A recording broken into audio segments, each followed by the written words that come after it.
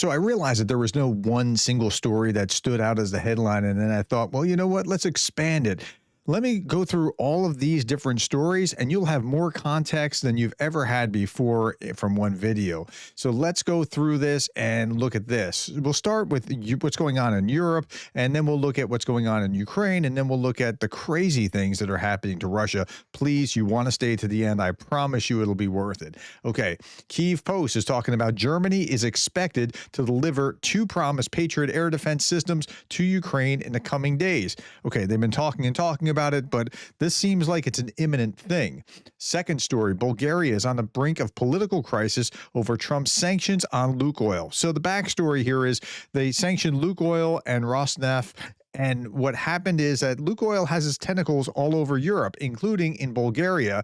Lukoil's major refinery there supplies 80% of Bulgaria's fuel needs. And so the Bulgarian government in Sofia is already negotiating with Washington, trying to get a delay. Some experts believe that the warnings of a government collapse may be simply a pressure tactics by the Bulgarians trying to scare Washington. But like, you should have seen this kind of thing coming, shouldn't you?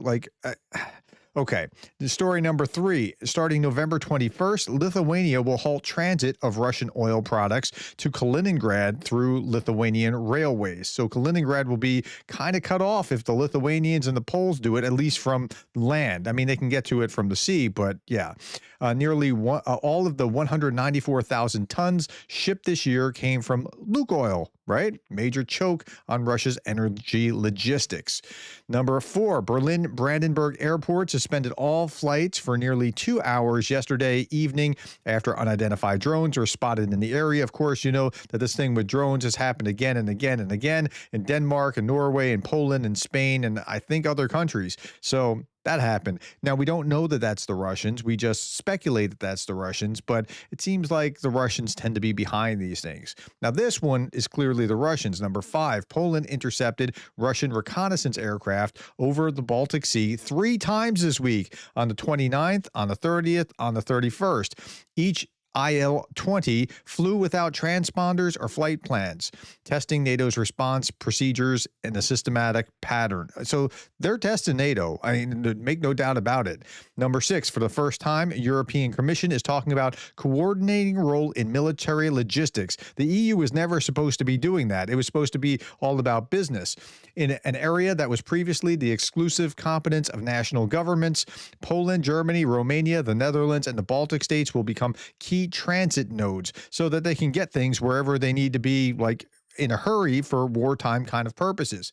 All right. So this is kind of like the U.S. interstate system. By the way, this is free. This has nothing to do with anything else. But if you want to understand the interstate system in the U.S., it goes odd or vertical from lowest 5, 15, 25, all the way to 95.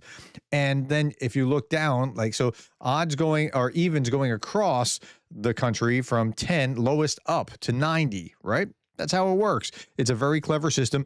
The rings around this, like this major cities like Washington, they did that as a measure like, okay, if Washington gets nuked, people can still get out if they can get to the ring and then get out to the interstate. That was part of the planning. So maybe that's kind of what's in their thinking there. Okay. This is not about Europe, and it's not about Ukraine, and it's not about Russia, but it's important. A new X account attributed to Mossad, this is carried by the Institute for the Study of War, claimed on October 30th that the Iranian supreme leader has been kind of sidelined by a number of his subordinates. If true, this would be extremely noteworthy, as it would indicate that Khamenei is currently not the main decision-making authority in Iran. That would be probably a good thing. Okay, let's turn our attention to what's going on in Ukraine itself. After 2 years of Russian nighttime attacks, Ukrainians develop chronic insomnia that persists even when alerts stay silent. Clinical insomnia hit 27% in a 6-month study, 3 times the 8.5 to 13% insomnia rate found in countries at peace. That's what's happening to Ukrainians. Like, we're going to have a whole nation of PTSD on the other side of this war, and a lot to work through after this is all over. In Poland, hate crimes against Ukrainians are rising. Poland is seeing a surge of violence and targeting Ukrainians. According to ONET, over the past 2 years, threats increased by 50%, harassment by 70%, attacks motivated by xenophobia, racism, or religious hatred by 66%. On September 5th, 3 men assaulted a group of Ukrainians shouting, "Go back home and go fight, Banderites." Police say hate-motivated crimes have already risen 41% since the start of the year. Now, that's people within Poland. The government of Poland has been largely supportive. But what's interesting about that is they don't understand like how Ukrainians are actually contributing.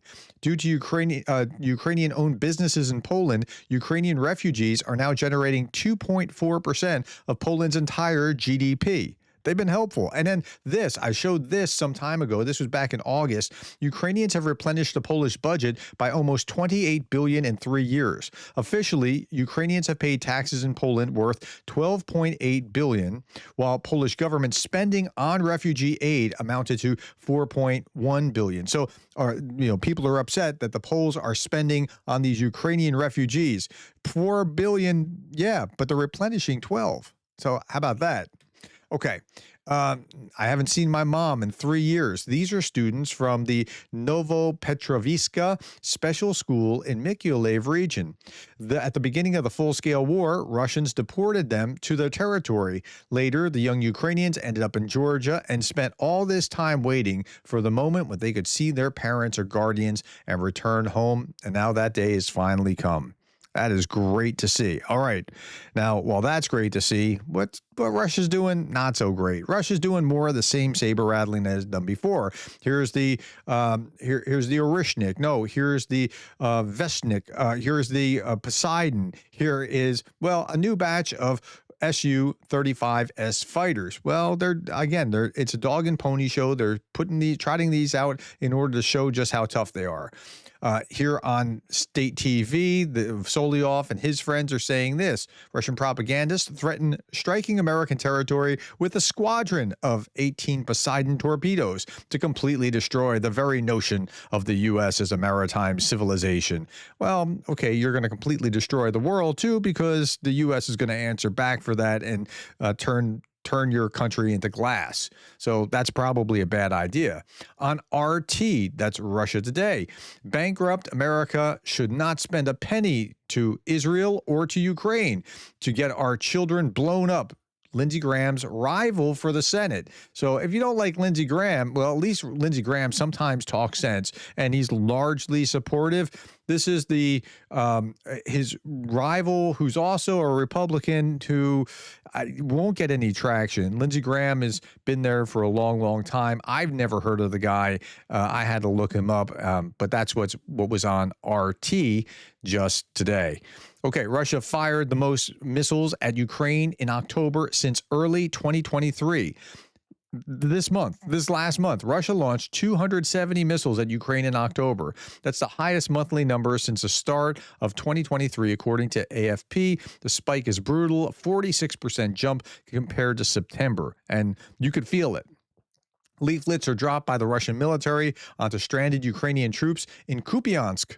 Some have begun surrendering. Well, that's according to Spetsnaz 007, which is a Russian trolling kind of site. And so they say some have begun surrendering. I don't know why they would surrender in Kupiansk. Like 70% of it is not surrounded, although they keep saying it's surrounded. Unspecified number of Ukrainian personnel were eliminated after caught smuggling arms, they say. Okay, well, what's the surrender paper say? Here's a translation. Ukrainian soldier, surrender. Thousands of yours have already appreciated all the advantages of captivity in the Russian Federation, like 90% levels of tea. You know what tea is, and I'm not going to say it, but that's what happens. To get to us, throw away your weapon, raise your hand, show a white cloth or leaflet, follow the Russian soldiers' directions, and give no reason to doubt you. We guarantee human rights, like 90% rate of tea, hot meals, and sleep. Everyone will be exchanged. You must live. So these are the leaflets. They don't look all that enticing to me. In Perm, Russia, another musician, now what are we saying? Another musician has been arrested for singing songs in support of musicians that now sit in jail for singing anti-Putin songs. So maybe this is becoming a trend. So this guy's arrested after she was arrested for singing. She was singing a song that was deemed as anti-Putin or anti-war. And so this 18-year-old street musician was arrested. Her name is Diana Loganova. All right. Russia will open Mariupol's drama theater in December to stage Russian plays. The same building Russian forces bombed with 300 to 600 civilians sheltering inside. Remember, they spilled out children out in with rocks or something. They spilled children, and then the Russians still attacked it anyway. Occupation investigators claim the smell of corpses came from, rotten fish, not airstrike victims. That's what's going on in Mariupol. And then we see this little gem. In the Pokrovsky direction, Russian commanders order women to be shot for refusing to go into battle. Well, it's happening to them too. Russians now expanding their executions to include even their female soldiers that don't advance. And another blatant war crime, Moscow has now formally folded the occupied Ukrainian territories into its southern military district and will start mobilizing. And I've seen little bits of this before where they've done it here and there and another place. Will start formally mobilizing locals for its war machine. So the Kremlin plans to force 50,000 to 100,000 Ukrainians into service against their own country. These are men aged 18 to 55. That will include conscripts, which will be targeted. This is occupation. It's coercion. It is a war crime. It is the definition of a war crime to turn you against your own country and make you fight against it. That's a war crime.